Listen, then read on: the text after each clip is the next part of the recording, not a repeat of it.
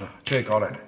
այս չիպերը հաստատ չեն աշխատում։ Իմ աղջիկը առանց ինձ ասելու նույնիսկ խանութ չի գնում, ուր մնաց Կիպրոս գնա։ Լավ էլի պարոն գնդապետ, հաստատ աշխատում են, ստե մի բան են չի։ Յա, երեխեք ջան, ես ինչ աննկատ մտակ տուն։ Այդ աննկատ բաներ անելը քեզնից ենք սովորել, պապ ջան։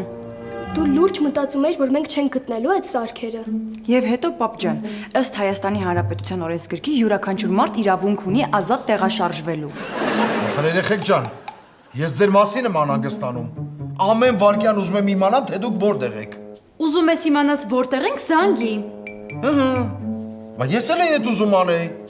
Մեկ էլ Կարեն է եկավ, թե բա Բրյուսելից նոր թանգանոց շիպեր ենք ստացել, արի փորձարկենք։ Ես էլ համաձայնեցի։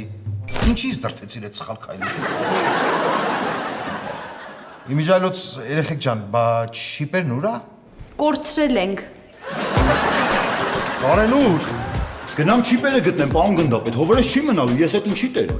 Երևի հենց Կիպրոսից եք սկսեմ։ Քեզ բարի թռիչ Կարեն ջան, պլավկի կվերցնես անպայման։ Ձեզ ինչ բերեմ։ Ինձ ոչ մի բան մի բեր, ուղղակի եթե կարաս մի թքի բերես։ Կներեք։ Ասեցի մի թքի բերես, չէ՞։ Բոլոնայա լինելու ու ահավոր կինո։